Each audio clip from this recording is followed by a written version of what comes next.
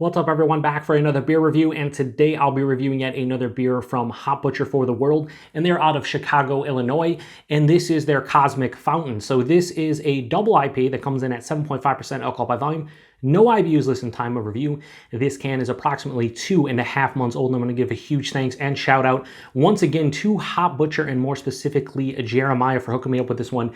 Thank you very much, good sir. I'll post a link in the description box to the beer mail unboxing video I did that contains all the goodies they sent my way, and I've had my eye on this one for quite a while. Now, 2.5 months old, not ideal freshness. Now, if you haven't been following the channel, recently over the last 3 or 4 months, then you might not know. I've taken some time, have some slight personal and medical issues that have been bothering me for the last 3 or 4 months, and I've been sporadically posting content, and when that happens, beer and reviewing beer kind of get put on the back burner. And I had mentioned Jeremiah, some of these reviews of the beers they sent are going to be, a little bit older, the cans are going to be, and he said that's fine. He thinks his beer holds up quite well, and I would agree with him. I've had some beer off camera, because usually he sends a couple cans of everything they send, so the other one I'll enjoy off camera typically, and some of them I drink 2.5 months old, and they usually hold up quite well. And I've also reviewed a couple that have been a couple months old, so 2.5 months old, not ideal freshness, but I'm thinking and I'm hoping that it's still quite tasty. Now, this one uses Citra, Waimea, and Mosaic hops, and Citra, Mosaic, sure, I've had so many beers with that combination, but throw Waimea in there and you're going to spice things up a bit, in my opinion. On the back here for tasting notes, they have lush citrus, dank pine, and bright berry. So yeah, now I don't talk about the art a lot with my reviews, although with Hop Butcher I mentioned it probably more than most. This is one of my favorite labels, period, can arts. I don't know what it is. I love fountains, I guess, probably when it comes to fireworks, and this just, I don't know, this just works for me. So if this beer gets a pretty decent score at the very least, it's probably going to go behind me on my pretentious wall of bottles and cans, at least. That's what I'm thinking, because, yeah, I like it. I like it a lot. So anyway, we'll give it a little bit of a roll here, and we'll give it a pour. So here we go. Let's hope this is quite tasty. I've not seen any reviews on this. I've seen a lot of my friends and fellow beer tubers like Kyle over at No Hype Beer Reviews. For instance, he reviewed this one, but I didn't watch his review, trying to make sure that I go into this somewhat blind and not with, tasting notes outside of what they put on the can. So yeah, anyway, like I said, love this can art. So this has, I smell it from here, and it smells pretty awesome, to be honest with you. So this has some condensation on it because it's super humid outside. Hence down here, it's pretty humid as well. That has this really bright, vibrant orange color, very murky and turbid. Looks like a New England style double IPA, about a finger and a half of this off-white, creamy looking head. Yeah, plays the role. Let's get a nose. Man, that smells awesome. They say lush citrus. Yeah, this has a tangerine, tangelo, really juicy, bright kind of citrus character to it, and mostly leaning towards like the orange tangerine realm of things. There's underlying mango and peach and apricot stone fruit heavy. A little bit of an underlying nondescript like red berry. And then on the back end of the nose, like you get all that lush citrus up front, a little bit of that berry. That's like the forefront, and then after that comes a touch of like a pine, almost dank kind of component, more piney than anything. Yeah, it smells awesome. Pretty much what they put. Now, here's the thing: when you put the taste notes on the back, obviously it's gonna, kind of seep into your mind. But really, what they said, lush citrus, yes, like it's very vibrant with the orange and just the citrus juice quality to the nose. And then they say, bright berry. Yeah, I mean, it's not bright for me, but it's definitely there. And then dank pine, sure, I get more pine than a dankness, but regardless, yeah, it smells awesome. Man, it smells like, to me, right up front, like freshly squeezed orange juice. That's what it smells like. It smells just, wow. Yeah, let's get into it. Cheers, everybody. Thanks again, Jeremiah.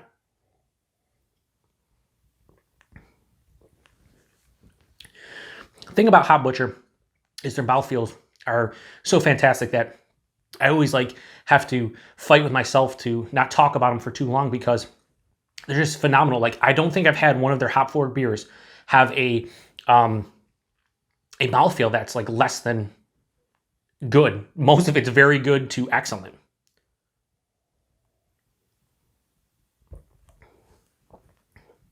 Yeah, it's super smooth, luscious, creamy. velvety mouthfeel, fantastic mouthfeel. The body on this one's like medium, touch over medium, appropriate. The taste, again, it could be age, it could be just what I'm tasting. There is so much like just juicy citrus character in this one. It is a juice bomb. Orange, tangerine. There's a blood orange kind of feel to this one, just like really sweeter, juicy orange. There's a little bit of like an acidic feel to it, like it's almost orange juice, like to a T, but in beer form. It's awesome. It's awesome. As it passes through the palate, I'm not really getting any of that berry. Now, that it could be an age thing here where maybe the berry kind of popped more up front. Not really getting the berry, the nondescript red berry I was getting on the nose. That didn't really carry over, but midway through to 2/3 through the palate, there is this nice pine, dank kind of quality, almost an earthy, almost floral-esque kind of quality that comes to the forefront. And then it finishes with a semi-dry, moderate bitterness. It's approaching moderate. It's between mild to moderate bitterness. This isn't an overly bitter beer because there's a lot of sweetness from the malt character up front, and it's mixing with those sweet citrus tones that it's quite sweet up front, but it definitely balances out on the back end. Super easy to drink, 7.5%. I can tell you this is a double or approaching double IPA just because of the mouthfeel and the body. Definitely, I could tell this is in the 7-8 range. There's really no alcohol stringency on the palate at all. Yeah, another winner from Hop Butcher. Not much more to say about this one other than it's damn tasty. I wish I did get the berry a little bit more. I do wish there was a little bit more depth to this one in the taste, but I must say that citrus quality is just fantastic, and it actually pops a little bit more in the taste than in the nose because a lot of those other characters, like the stone fruits I was getting, the mango, the peach, the apricot, and the nose, didn't really carry over. Neither did the nondescript red berry. So this is just like, not, I wasn't going to say it's just like a straight up juice bomb, but it is. It kind of is just a straight up juice bomb. But it has enough bitterness on the back end to balance it out so it doesn't get cloying or overly sweet. So really enjoying it. So Cosmic Fountain from Hop Butcher. I'm going to give this one a high 4.25 out of 5. I'm going to go 4.35 out of 5. Almost approaching 4.5 for me. I think there was a little bit more complexity to this one. It would definitely be in the 4.5 range. It's such a tasty beer, so easy to drink. That juicy citrus quality mixing in with the fantastic mouthfeel just makes it uber drinkable. Dare I say uber drinkable. So yeah, anyway, 4.35 out of 5, Cosmic Fountain from Hop Butcher. Price and availability, like most of Hop Butcher's beer availability, Chicago area. If you're not in the Chicago area, you can probably trade for it. They do get drips and drabs, probably in different cities and whatnot, but Chicago for the most part. And I believe price point on this one is $14.99 a 4-pack. So $14.99 for a 4-pack of something that has this quality. You're talking less than $4 a can. In this day and age, most double IPAs, it is 7.5%. So a lot of people will be like, is that really a double? I listen to what the brewer says.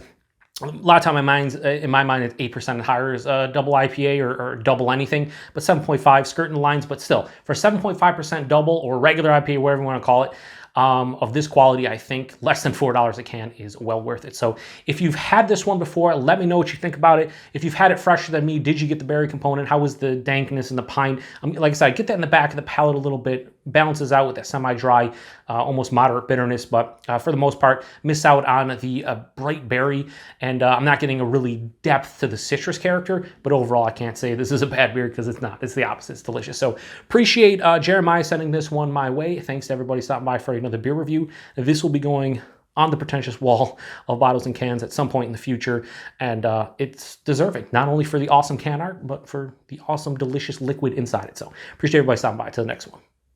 Cheers.